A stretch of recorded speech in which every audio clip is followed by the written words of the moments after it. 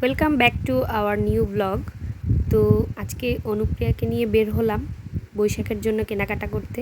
সে তার বাবার সাথে আসছে।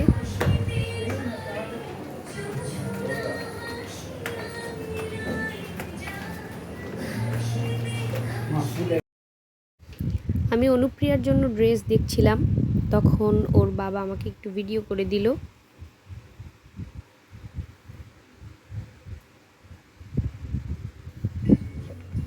এরপরে আমিও কিছু সালোয়ার দেখছিলাম, কুর্তি, কিন্তু আমার সেভাবে ভালো লাগলো না। এই যে তার অবস্থা, ঘুম চলে এসেছে। বাসায় গিয়ে চট করে ওগুলো দেখিয়ে দেব।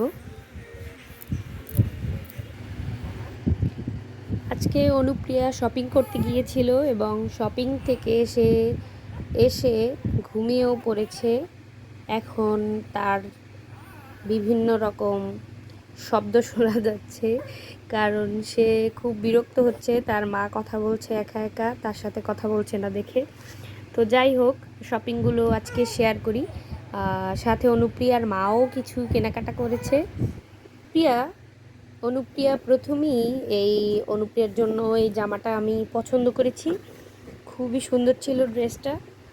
এখানে হাতের কাজ করা আছে এবং কালার কম্বিনেশনটাও খুবই সুন্দর। আমার কাছে এটা খুবই ভালো লেগেছে। তো অনুপ্রিয়ার প্রথম এটা তার জন্য একটা সালোয়ার স্যুট, সাথে এই যে তার কিউটি একটা ওড়নাও আছে এবং পায়জামাটা হলো একদম ধুতি স্টাইলের। খুবই সুন্দর পায়জামাটা। এই হলো অনুপ্রিয়ার একটা স্যুট, এবং আরেকটা হলো এই যে একদম গরমের জন্য নরম কাপড়ের তৈরি একটা জামা, সাথে তার প্যান্টও আছে। এই যে অনুপ্রিয়ার মায়ের শপিং হলো। লাস্টে আমি এই পার্সটা কিনেছিলাম। পার্সটা আমার খুব ভালো লেগেছে। সব সময় আসলে বড় ব্যাগ নেওয়া হয় না, তো মাঝে সাঝে একটু পার্স ক্যারি করা দরকার হয়, তো সেই জন্য এটা নিলাম।